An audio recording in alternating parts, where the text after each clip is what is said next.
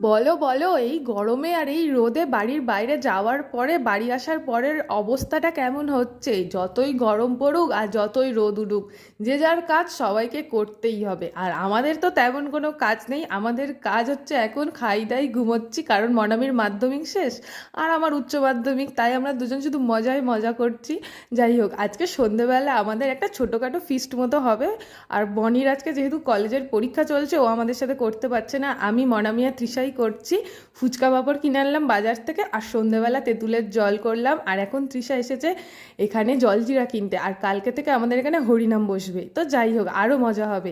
বাড়িতে এসে আমি আলুটা তাড়াতাড়ি করে মেখে নিলাম, তৃষা আমাকে হেল্প করে দিয়েছে। আর এখানে আমি ফুচকা পাঁপড়গুলো ভালো করে তেলে মিশিয়ে ভেজে টেজে নিচ্ছি। তারপর এখানে সব কিছু কমপ্লিট, টক জল, আলু, আর মনামি থেকে থেকে শুধু মারবো মারবো মারবো করছে। যাই হোক, আমরা তিনজন মিলে ফুচকা টুচকা নিয়ে বসে পড়েছি, আমরা খেতে থাকি আর তোমরা চ্যানেলটা সাবস্ক্রাইব করতে থাকো। টাটা।